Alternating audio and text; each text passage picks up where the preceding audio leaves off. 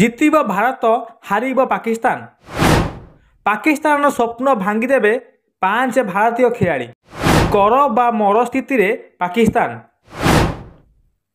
ଆଜି ହାରିଲେ ଫାଇନାଲ ଖେଳିବା ସ୍ୱପ୍ନ ଭାଙ୍ଗିଯିବ। ଚାମ୍ପିୟନ୍ସ ଟ୍ରଫି 2025ର ପ୍ରଥମ ମ୍ୟାଚ୍ରେ ନ୍ୟୁଜିଲାଣ୍ଡ ଦଳ ପାକିସ୍ତାନ କ୍ରିକେଟ ଦଳକୁ 60 ରନ୍ରେ ପରାସ୍ତ କରିଥିଲା। ଏବେ ପାକିସ୍ତାନ ଦଳ ରବିବାର ଭାରତୀୟ କ୍ରିକେଟ ଦଳ ସହିତ ମୁକାବିଲା କରିବ। ଏହି ମୁକାବିଲା 23 ଫେବୃଆରୀ ମାନେ ଆଜି ଦୁବାଇ ଆନ୍ତର୍ଜାତିକ କ୍ରିକେଟ ଷ୍ଟାଡିୟମରେ ଅନୁଷ୍ଠିତ ହେବ। ଆଉ ଏକ ପରାଜୟ କଲେ ଆୟୋଜକ ପାକିସ୍ତାନକୁ ସେମିଫାଇନାଲ ଦୌଡ଼ରୁ ପ୍ରାୟ ବାଦ ଦେଇପାରେ। ଏବେ ମହମ୍ମଦ ରିଜୱାନଙ୍କ ଅଧିନାୟକତ୍ୱରେ ଥିବା ଦଳ କୌଣସି ରିସ୍କ ନେବାକୁ ଚାହିଁବ ନାହିଁ। ଅନ୍ୟପକ୍ଷରେ 5 ଜଣ ଭାରତୀୟ ଖେଳାଳି ପାକିସ୍ତାନକୁ ଚିନ୍ତାର କାରଣ ହୋଇଛି। ଆସନ୍ତୁ ନଜର ପକାଇବା 5 ଜଣ ଭାରତୀୟ ଖେଳାଳି ଯେଉଁମାନେ କି ରୋହିତ ଶର୍ମା, ଶୁଭମ ଗିଲ୍ ଏବଂ ବିରାଟ କୋହଲି, ମହମ୍ମଦ ସାମି, କୁଲଦୀପ ଯାଦବ ଏବେ ପାକିସ୍ତାନ ଚିନ୍ତାର କାରଣ। ଚାଲନ୍ତୁ ସମ୍ପୂର୍ଣ୍ଣ ତଥ୍ୟ ଜାଣିବା। ରୋହିତ ଶର୍ମା। ଭାରତୀୟ କ୍ରିକେଟ ଦଳ ଅଧିନାୟକ ରୋହିତ ଶର୍ମା କିଛି ସମୟ ଧରି ଫର୍ମ ସହିତ ସଂଘର୍ଷ କରୁଥିଲେ, କିନ୍ତୁ ଇଂଲଣ୍ଡ ବିପକ୍ଷ ଏକଦିବସୀୟ ସିରିଜରେ ସେ ଫର୍ମକୁ ଫେରିଥିଲେ। ରୋହିତ ଶର୍ମା ଚାମ୍ପିୟନ୍ସ ଟ୍ରଫି 2025 ପୂର୍ବରୁ ଏକ ଶତକ ହାସଲ କରିଥିଲେ।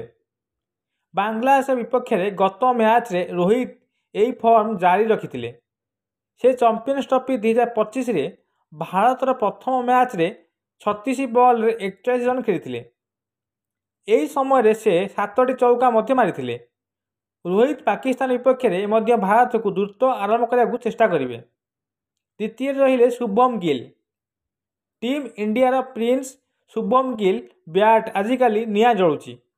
ଗିଲ୍ ଦୁବାଇରେ ବାଂଲାଦେଶ ବିପକ୍ଷରେ ଶତକ ହାସଲ କରିଥିଲେ। ଗିଲ୍ କେବଳ ଏତିକି ନୁହେଁ, ସେ ମ୍ୟାଚ୍ ଶେଷ କରିବା ପରେ ଫେରିଥିଲେ। 2025 ଚାମ୍ପିୟନ୍ସ ଟ୍ରଫିରେ ଭାରତ ପ୍ରଥମ ମ୍ୟାଚ୍ରେ ଗିଲ୍ 129 ବଲ୍ରେ ଅପରାଜିତ 101 ରନ୍ର ପାରି ଖେଳିଥିଲେ। ସେ ଆତ୍ମବିଶ୍ୱାସ ସହିତ ପାକିସ୍ତାନ ବିପକ୍ଷକୁ ପଡ଼ିଆକୁ ଓହ୍ଲାଇବେ। ତୃତୀୟରେ ବିରାଟ କୋହଲି।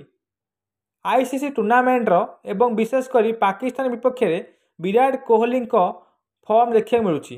ଏବେ ପାକିସ୍ତାନୀ ବୋଲରଙ୍କୁ ବିରାଟ ପ୍ରତି ସତର୍କ ରହିବାକୁ ପଡ଼ିବ। ଟି20 ବିଶ୍ୱକପ୍ ପରେ ବିରାଟ କୋହଲି ପାକିସ୍ତାନଠାରୁ ଜିତିଥିବା ମ୍ୟାଚ୍ ଛଡ଼ାଇ ନେଇଥିଲେ। କୋହଲି ଏପର୍ଯ୍ୟନ୍ତ ପାକିସ୍ତାନ ବିପକ୍ଷରେ 16ଟି ଦିନିକିଆ ମ୍ୟାଚ୍ ଖେଳି ସାରିଛନ୍ତି। ଏହି ସମୟ ମଧ୍ୟରେ ବିରାଟ 52.15 ହାରରେ 678 ରନ୍ କରିଛନ୍ତି। ଭାରତୀୟ ତାରକା ପାକିସ୍ତାନ ବିପକ୍ଷରେ ମଧ୍ୟ ତୃତୀୟ ଶତକ ହାସଲ କରିଛନ୍ତି। ଚତୁର୍ଥରେ ଆସିଲେ ମହମ୍ମଦ ସାମି। 2023 ଏକଦିବସୀୟ ବିଶ୍ୱକପରେ ଚମତ୍କାର ପ୍ରଦର୍ଶନ କରିଥିବା ମହମ୍ମଦ ସାମି ଚାମ୍ପିୟନ୍ସ ଟ୍ରଫିରେ ଭଲ ଆରମ୍ଭ କରିଥିଲେ। ପ୍ରଥମ ମ୍ୟାଚ୍ରେ ହିଁ ସାମି ବାଂଲାଦେଶ ବ୍ୟାଟ୍ସମ୍ୟାନଙ୍କୁ ଚିନ୍ତାରେ ପକାଇ ଦେଇଥିଲେ। ଦୁବାଇ ପିଚ୍ରେ ସାମି ତାଙ୍କର ପଞ୍ଜା ଖୋଲି ଦେଇଥିଲେ। ଭାରତୀୟ ଦ୍ରୁତ ବୋଲରମାନେ ମଧ୍ୟ ପ୍ରମାଣିତ କରିଥିଲେ ଯେ ସେ 10 ଓଭରରେ 53 ରନ୍ ଦେଇ 5ଟି ୱିକେଟ୍ ନେଇଥିଲେ। ପଞ୍ଚମରେ ଆସିଲେ କୁଲଦୀପ ଯାଦବ। ଦୁବାଇରେ ଏବଂ ଭାରତ ଏବଂ ପାକିସ୍ତାନ ମଧ୍ୟରେ ଏହି ମୁକାବିଲା ହେବ। ଏହି ଷ୍ଟାଡିୟମରେ ସ୍ପିନରମାନଙ୍କୁ ସାହାଯ୍ୟ ମିଳିବ ବୋଲି ଆଶା କରାଯାଉଛି। ଦୁବାଇ ପିଚ୍ରେ ବହୁ ଧୀର ହେବାକୁ ଯାଉଛି। ଏବେ କୁଲଦୀପ ଯାଦବ ଏକ୍ସ ଫ୍ୟାକ୍ଟରରେ ପରିଣତ କରିଛନ୍ତି। କୁଲଦୀପ ବାଂଲାଦେଶ ବିପକ୍ଷରେ କୌଣସି ସଫଳତା ପାଇନଥିଲେ, ତଥାପି ସେ କୌଣସି ରନ୍ ନ ଦେଇ କୁଲଦୀପ 4.3 ଇକୋନମିରେ ବୋଲିଂ କରିଥିଲେ। ଆଜି ଭାରତ ପାକିସ୍ତାନ ମ୍ୟାଚ୍ ଥିଲାବେଳେ ପାକିସ୍ତାନକୁ ଏହି 5 ଜଣ ଖେଳାଳି ଚିନ୍ତାର କାରଣ ହୋଇଛନ୍ତି। ଦେଖିବାକୁ ବାକି ରହିଲା ଖେଳ ଶେଷ ପରେ କିଏ ଜିତୁଛି ଆଉ କିଏ ହାରୁଛି।